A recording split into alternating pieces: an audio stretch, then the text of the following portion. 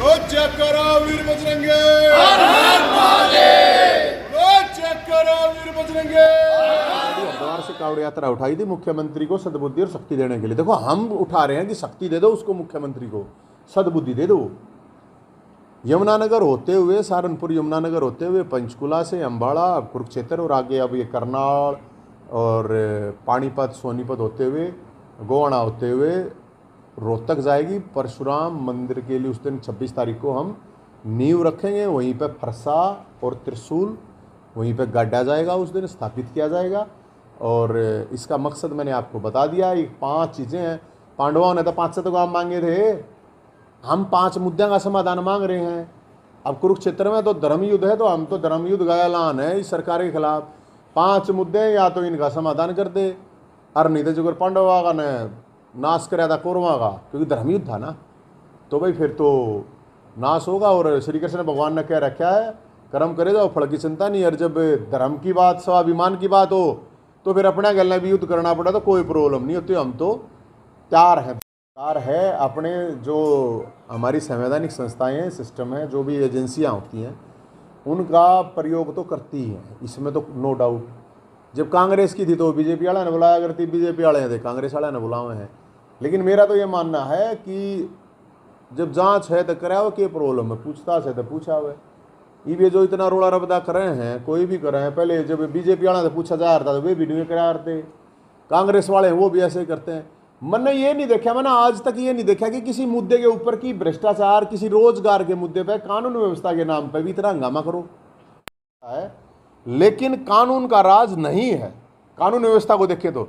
और अगर पूरे हरियाणा का क्राइम का अगर आप डाटा उठा के देखोगे तो आपको पता चल जाएगा कि हरियाणा की स्थिति जंगल राज से भी बदतर हो चुकी है।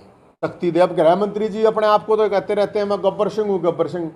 अब पता नहीं उनको किसी ने बताया कि नहीं है, गब्बर सिंह डाकू था। गब्बर सिंह कोई महान आदमी नहीं था, एक फिल्म का एक कैरेक्टर था, और गब्बर सिंह डाकू था। तो हरियाणा में तो कानून व्यवस्था गब्बर के गुंडों के हवाले, इसका मतलब गृह मंत्री सो रहा है। तो कानून व्यवस्था की ये सिचुएशन है। फिर नशे की बात है, तो हरियाणा का कोई जिला ऐसा नहीं है जहाँ पे नशा नहीं खुलेआम बिक रहा है, चिट्टा खुलेआम बिक रहा है। तो कौन बिकवा रहा है भाई ये, बिना सरकार के, बिना सह के।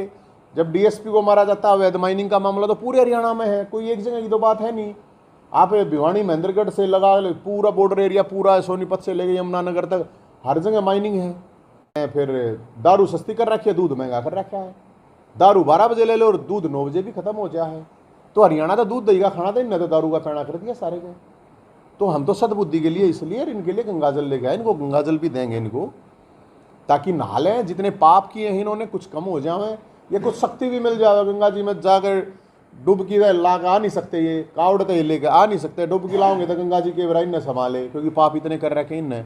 गंगा जी तो भी पाप नहीं धोए जाएंगे, इनके पाप इतने पाप हो रहे हैं।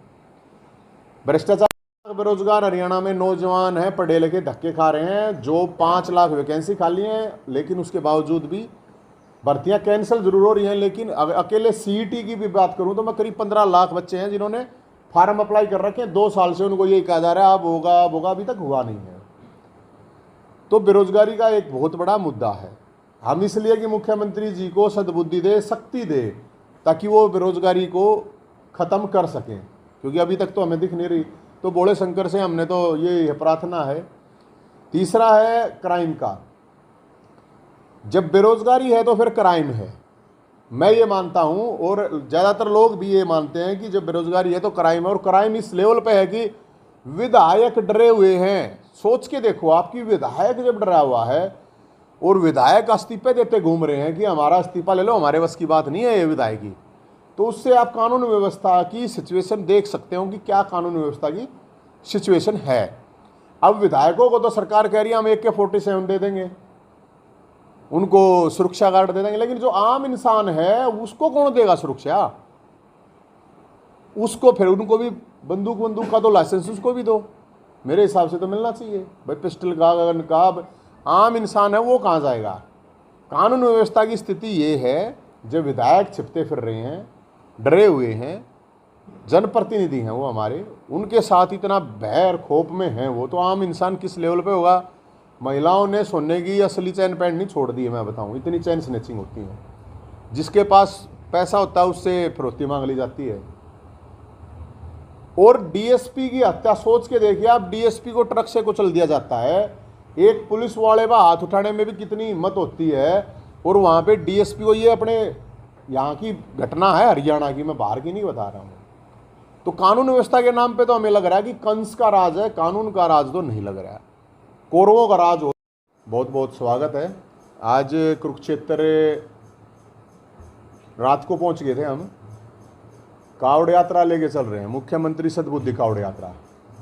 और इस कावड़ यात्रा का जो मकसद है, वो कावड़ यात्रा का मकसद हमारा 5 मांगे हैं। जो 5 मांगे, इन्हें बंद कर दे, जो 5 मांगे हैं उनको लेके ये कावड़ यात्रा है।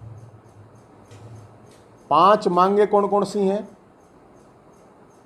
5 मांगों में पहली जो मांग है कि जो प्रावर की ज़मीन थी स्कूल कॉलेज हॉस्पिटल के लिए, अभी तक सरकार ने उसका नोटिफिकेशन नहीं किया। अखबारों में आ रही है कि दे दी, लेकिन नोटिफिकेशन नहीं आया है।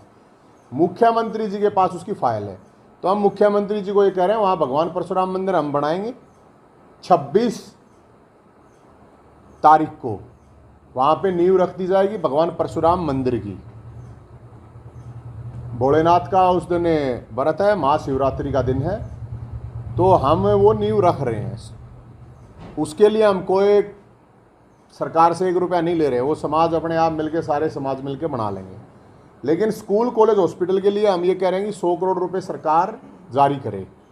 13 साल तक उस ज़मीन पे अलग अलग पिछली सरकारों ने कब्जा रखा, अभी सरकार ने कब्जा रखा, तो कब्जा हमने छुड़वा लिया। अब नोटिफिकेशन देना है, क्योंकि जो मंत्रियों की कमेटी बनाई थी, तो अब वो मंत्रियों की जो कमेटी बनाई थी वो तो नज़दीक ये बता रहे हैं 50 मीटर का भी रास्ता नहीं है। इतना दिन कैसे लग रहे हैं समझ में नहीं आ रही। नोटिफिकेशन मुख्यमंत्री जारी करें, पहली बात।